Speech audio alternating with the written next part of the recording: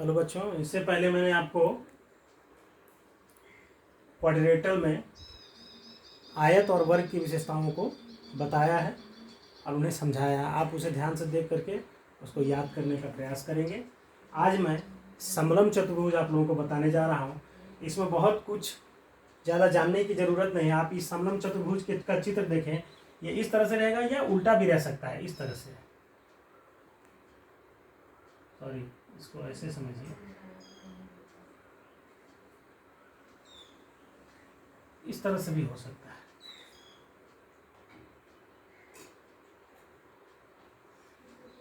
तो आप ये लीजिए चाहे ये लीजिए, दोनों में से कोई एक ले लीजिए। तो ये देखिएगा, ये कोई भी दो अपोजिट साइड्स का जो अपोजिट साइड्स होगा वो पैरेलल होगा। इसमें बहुत ज़्यादा और कुछ नहीं होता। इसमें देखिएगा एक नंबर, कोई दो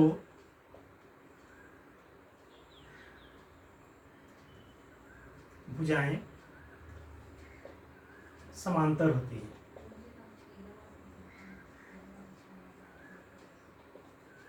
ए B parallel C D, clear है। अब इसमें दूसरा इसका सबसे बड़ा प्रॉपर्टी है, आप ध्यान दीजिएगा, ये एक पैरेलल लाइन है, ये भी एक पैरेलल लाइन है। तो एक ही तरफ के जो अंतः कोण होंगे उन दोनों का सम संपूरक होता है। यानी कि आप देखेंगे ये एक ही तरफ के दो संपूरक कोण जो पैरेलल होंगे उसी में एक ही तरफ के दो अंतः कोण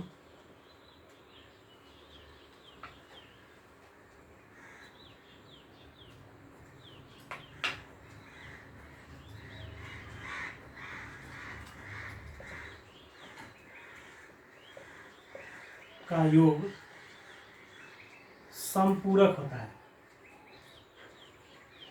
अब संपूरक का मतलब आप समझते हैं 180 डिग्री होता है। कोण ए प्लस कोण D is equal to 180 degree, और दूसरा है कोण बी प्लस कोण C is equal to 180 degree.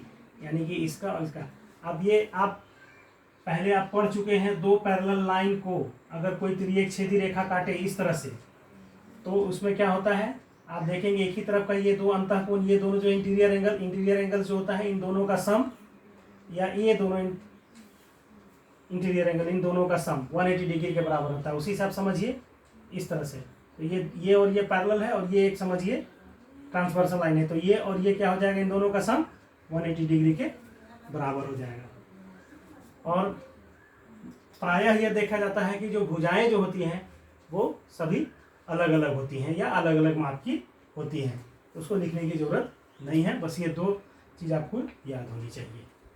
अब इसके बाद हम शुरू करने जा रहे हैं समांतर चतुर्भुज।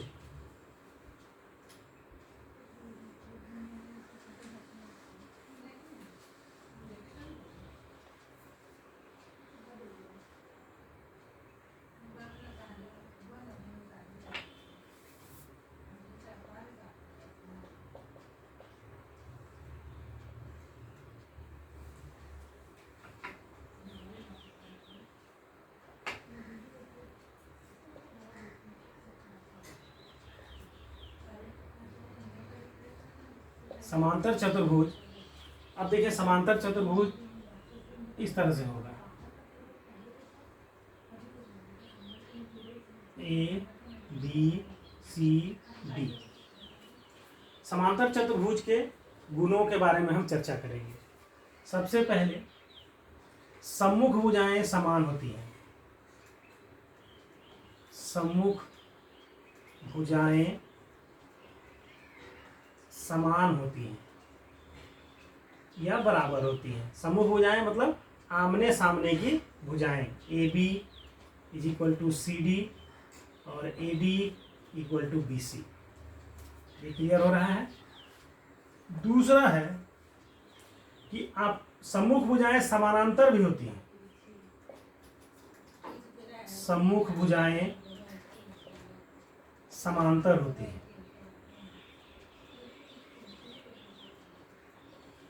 समांतर A B parallel C D और A B parallel B C. आप देखिएगा इसके पैरेलल ये और इसके पैरेलल ये होगा, तो सम्मुख भुजाएं। अब देखिए तीसरा है सम्मुख कोण भी समान होते हैं। आप देखेंगे इस कोण के बराबर ये कोण होता है और इस कोण के बराबर ये कोण होता है। सम्मुख कोण समान होते हैं। और ध्यान से देखिएगा कोण ए बराबर कोण सी, कोण बी बराबर कोण डी, इस तरह से। तो ये तो तीन मुख हैं, और भी इसके प्रॉपर्टी हैं, आप उस पर भी थोड़ा सा ध्यान देंगे। यदि इसके विकर्ण को मैं खींचता हूं तब इसकी प्रॉपर्टी में क्या होता है देखिए, इस तरह से ये हो गया। तो विकर्ण क्या करते हैं, समांतर चतुर्भुज के विकर्ण एक दूसरे को समद्विभाजित करते हैं। समांतर चतुर्भुज के विकर्ण एक दूसरे को समद्विभाजित करते हैं।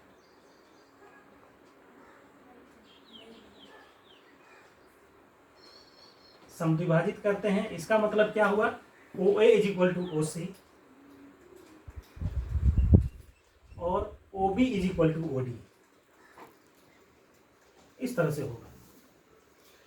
पहला क्या हुआ, सम्मुख भुजाएं समान होती हैं, आमने सामने की भुजाएं, आमने सामने की भुजाएं समांतर होती हैं। सम्मुख कोण समान होते हैं, ये कोण इसके बराबर, ये कोण इसके बराबर। और समांतर चतुर्भुज के विकर्ण एक दूसरे को समद्विभाजित करते हैं, यानी बराबर बराबर भाग में विभाजित। इसके बराबर ये और इसके बराबर ये होता है।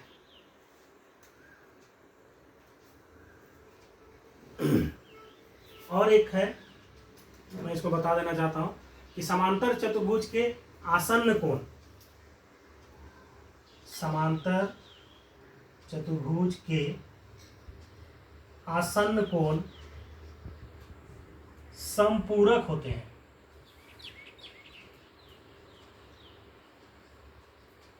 थोड़ा ध्यान देंगे, आसन्न कोण किसको बोलते हैं, एडजेसेंट एंगल इंग्लिश में बोलते हैं उसको।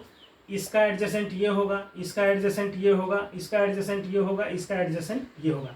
यानी लगातार कोई भी दो कोण, अगर लगातार ये दोनों कोण, ये दोनों कोण, ये दोनों कोण, ये जो भी होंगे, जैसे कोण ए प्लस कोण बी बराबर 180 डिग्री, कोण बी प्लस कोण सी बराबर 180 डिग्री होगा, कोण सी प्लस कोण डी बराबर 180 डिग्री होगा, और कोण डी प्लस कोण ए बराबर भी 180 डिग्री होगा। इस तरह से आप समांतर चतुर्भुज के गुणों को समझ गए होंगे। इसको ध्यान से पढ़ करके दिमाग में रखेंगे, आपके लिए आगे अच्छा रहेगा। धन्यवाद।